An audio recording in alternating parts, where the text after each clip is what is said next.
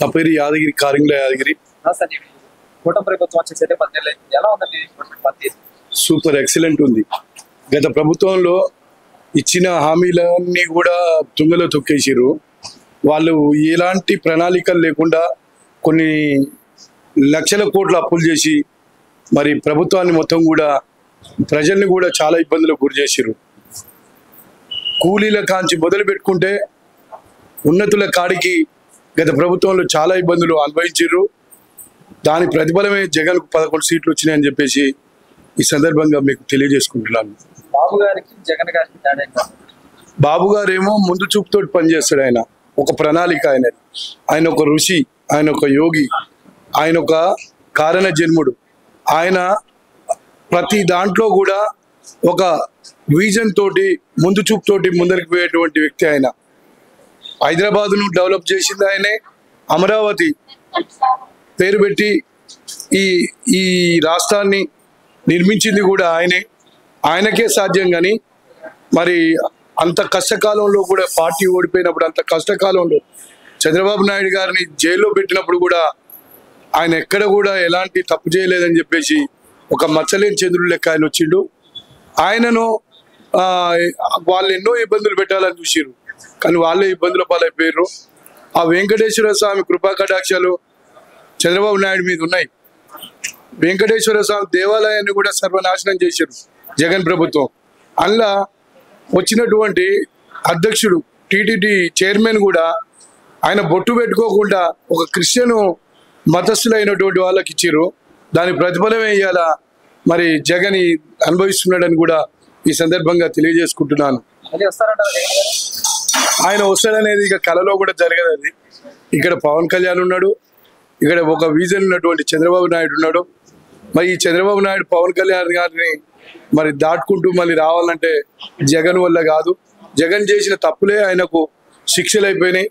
ఆయన రావడం అనేది కల్లా అని చెప్పేసి ఈ సందర్భంగా నేను తెలియజేసుకుంటున్నా. అమరావతిని 5 ఏళ్లలో పూర్తి చేస్తాడు. మళ్ళీ వచ్చేసారి కూడా చంద్రబాబు నాయుడు మళ్ళీ అక్కడ ప్రమాణ స్వీకారం చేస్తాడు. ప్రజలందరి మనల్ని కోరుకుంటుండ్రు, ప్రజలకు ఉద్యోగాలు ఇస్తుండ్రు, ప్రజలకు ఉపాధి మార్గాలు చూపిస్తుండ్రు, ప్రజలకు ఒక మార్గదర్శకమైనటువంటి పాలన అందజేస్తుండ్రు.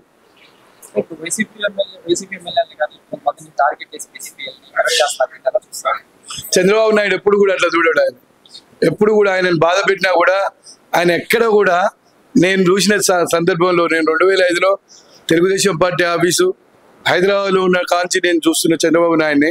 చంద్రబాబు నాయుడు ఎక్కడ కూడా విమర్శలకు కానీ పొగడ్తలకు కానీ లొంగడైన ఆయన ఒక మహర్షి. ఆయన ఇది అందరు తెలుసుకోవాల్సిన విషయం ఏంటంటే ఇంత ఎత్తుకు ఎదిగినా కూడా చంద్రబాబు ఒక నా విజన్ తోటి పనిచేస్తాడు.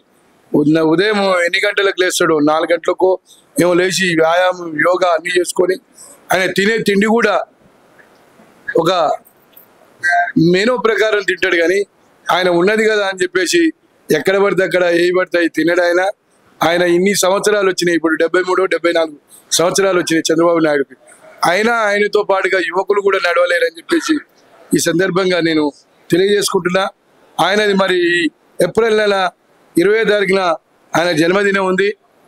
ఒక బాబు అని ఆయన అమ్మ చంద్రబాబు అని ఎట్లా పెట్టిందో కానీ నిజంగా కూడా ఆయన నిండు 100 ఏళ్ళు బాబు లెక్కనే ఉంటాడని చెప్పేసి నేను అనుకుంటున్నా. ఆయన ఆహార నియమాలు, ఆయన చేసేటువంటి యోగా ఆయనని రక్షిస్తుంది అనుకుంటున్నా నేను. కూటమి ప్రభుత్వం ఒక అద్భుతం. అసలు ఆయన చంద్రబాబు నాయుడే ఒక అద్భుతం. కూటమి ప్రభుత్వం ఇప్పుడు పవన్ కళ్యాణ్ కానీ చంద్రబాబు నాయుడు కానీ వీళ్ళిద్దరి కలయికలో రాష్ట్రం అభివృద్ధి ప్రదంలోకి నడుస్తుంది. రాష్ట్రంలో రోడ్లు వస్తాయి, అండ్ వనరులు చెరువులు వస్తాయి, అండ్ మంచినీళ్ళు వస్తాయి, ఉద్యోగాలు వస్తాయి, యువతకు మార్గదర్శకంగా అన్ని విధాలుగా కూడా చంద్రబాబు నాయుడు ప్రతి నియోజకవర్గంలో మరి కావాల్సినటువంటి పరిశ్రమలను ఏర్పాటు చేసి నిరుద్యోగులందరికీ కూడా ఒక మంచి బాటను, మంచి వాళ్ళకు ఉపాధిని కల్పిస్తారని చెప్పేసి ఆశాభావం ఉంది. చదువుకునే ప్రతి యువకులు కూడా వాళ్ళు పనులు చేసుకుంటూ ఉద్యోగాల కొరకు చూడాలి అని కూడా నేను తెలియజేసుకుంటున్నా.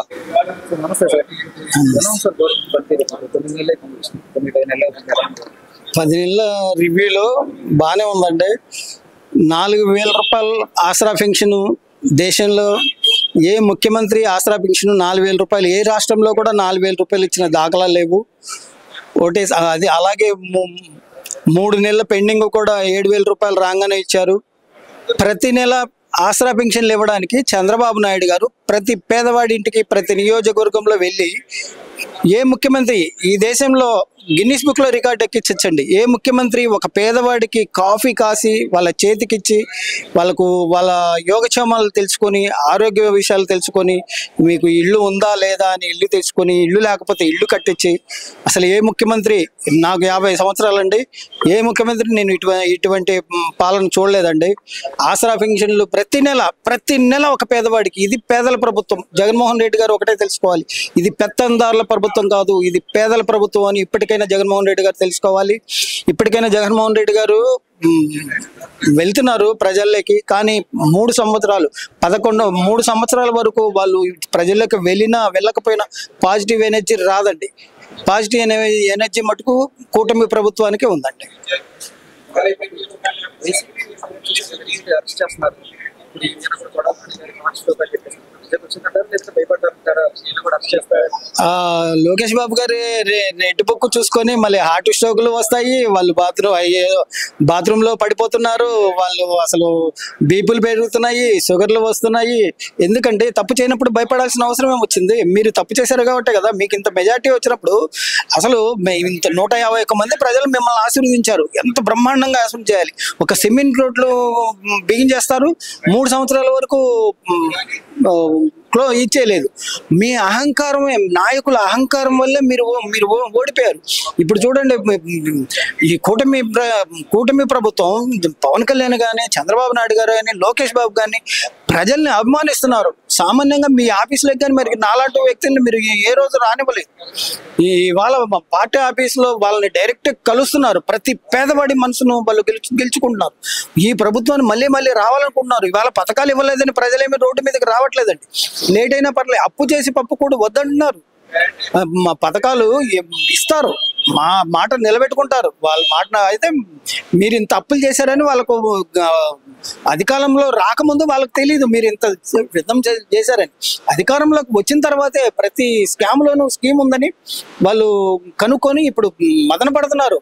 సంపద ఎలా సృష్టించే వాళ్ళు దగ్గర చంద్రబాబు నాయుడు గారు 20 గంటలు ఆలోచిస్తూనే ఉన్నారు. పేదవాడిని ఎలాగైనా సరే, పేదవాడిని పేదరికంలోంచి పారదోలాలి, స్థితికి తీసుకురావాలని చంద్రబాబు నాయుడు గారు, లోకేష్ బాబు గారు, పవన్ కళ్యాణ్ గారు, కేంద్రంలో మోడీ గారు అహర్నిశలు పాటుపడుతున్నారు.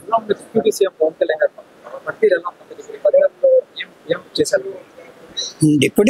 కళ్యాణ్ అంటే ఏమంటే ఈ కూటమి ప్రభుత్వం అనేది ఒకరి వల్ల ఈ ప్రభుత్వం రాలేదండి. ఈ ప్రభుత్వం అధికారం లేక రావడానికి లోకేష్ గారు యువగలం పాదయాత్ర అండి. చాలా మందికి పాదయాత్ర పవర్ ఏంటో చాలా మందికి తెలియదండి. నేను చెప్తాను. రాజశేఖర రెడ్డి గారు పాదయాత్ర చేశారు, ముఖ్యమంత్రి అయ్యారు. చంద్రబాబు నాయుడు గారు పాదయాత్ర చేశారు, ముఖ్యమంత్రి అయ్యారు. జగన్మోహన్ రెడ్డి గారు పాదయాత్ర చేశారు, ముఖ్యమంత్రి అయ్యారు. అలాగే లోకేష్ బాబు గారు కూడా పాదయాత్ర చేశారు, ముఖ్యమంత్రి అయ్యారు. నాన్నగారు ఉన్నారు కాబట్టి నాన్నగారు ముఖ్యమంత్రి. ఇవాళ రాష్ట్రంలో ఇంత మెజార్టీ రావడానికి లోకేష్ బాబు గారి పాదయాత్రలో ఎందుకు ఇంత పవర్ అనేది వస్తుంది అంటే, పాదయాత్రలో పేదల కష్ట సుఖాలు తెలుస్తాయి, నియోజకవర్గంలో ఏం అవసరాలు తెలుస్తాయి, పేదలకు ఈ నియోజకవర్గంలో ఏం అవసరమని హామీలు ఇస్తారు, పాలనకు సంబంధించిన అన్ని విషయాలు తెలుస్తాయి. కాబట్టి పరిపాలన కూడా సుభిక్షంగా ఉంటుంది.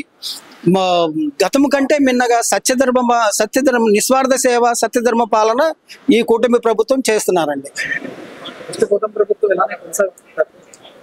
ఈ నెక్స్ట్ కూటమి ప్రభుత్వం అంటే మన కూటమి ప్రభుత్వంలో మన జనసేన ఆవిర్భావ దినోత్సవంలో నాగేంద్ర బాబు అన్నారు, పిఠాపురంలో పవన్ కళ్యాణ్ ప్రజలే గెలిపించారని. కాదండి, ఎలక్షన్ టైంలో మటుకు మీరు టీడీపీ కార్యకర్తలను అందరినీ కలుపుకొని ఎలక్షన్ టైంలో ఏదైతే మీరు భుజం మీద చేసుకొని అందరినీ తీసుకెళ్లారో, ఈ గెలిచిన తర్వాత కూడా అదే ఉద్దేశంతో ఉంటేనే ప్రజలు మళ్ళీ ఆశీర్వదించడానికి ఉంటారు. ఇవాళ కూటమి ప్రభుత్వం లోకేష్ బాబు కానీ, చంద్రబాబు నాయుడు గారు కానీ అందరూ కలిసి కట్టుగా పనిచేస్తేనే మనకు విజయం వచ్చింది అని చెప్తున్నారే తప్ప మేమే గెలిచాము, మా యువగలం పాదయాత్ర గెలిచిందని ఎక్కడ చెప్పుకోవట్లేదండి. వాళ్ళ పవన్ కళ్యాణ్ కానీ, జనసేన కానీ, బీజేపీ కానీ ప్రజల్ని ఎంతసేపు ప్రజలు మీరు ఎలా కలుపుకుపోయారో మీ విజయానికి కావాల్సినట్టు ఇప్పుడు కూడా అలాగే కలుపుకుపోతే గెలిచిన తర్వాత అయినా అలాగే ఉండాలి, ఓటమైనా అలాగే ఉండాలి. ఇవాళ గెలిచిన తర్వాత మేమే కారణం మేమే అని చెప్పుకోకూడదండి. కూటమి ప్రభుత్వం ఆశీర్వదించాలంటే 3 సంవత్సరాలు వీళ్ళు గట్టిగా కష్టపడాలండి. చంద్రబాబు నాయుడు ఎలా కష్టపడుతున్నారో పవన్ కళ్యాణ్ గారు కూడా అలాగే కష్టపడాలి. బీజేపీ మోడీ గారు కూడా మా చంద్రబాబు నాయుడు గారికి నిధులు సమకూర్చడంలో పోలవరానికి నిధులు సమకూర్చాలి, అమరావతికి కూడా నిధులు సమకూర్చాలి. దగ్గర 21 మంది ఎంపీలు ఉన్నారు. సంజీవని అని పదే చెప్తున్నారు చంద్రబాబు నాయుడు గారు. అలాగే మోడీ గారు కూడా ఈ రాష్ట్ర ప్రభుత్వానికి అమరావతిని బాగా నిర్మాణం చేయడానికి నిధులు బాగా సమకూర్చాలని కోరుకున్నారండి ప్రజలు.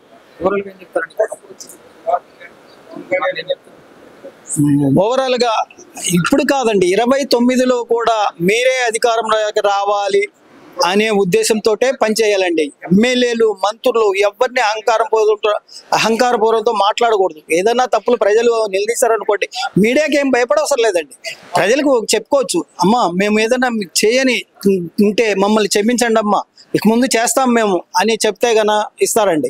లేదా అహంకారంతో చేస్తే వైసీపీకి పట్టినకైతే కూటమి ప్రభుత్వానికి పడతారు.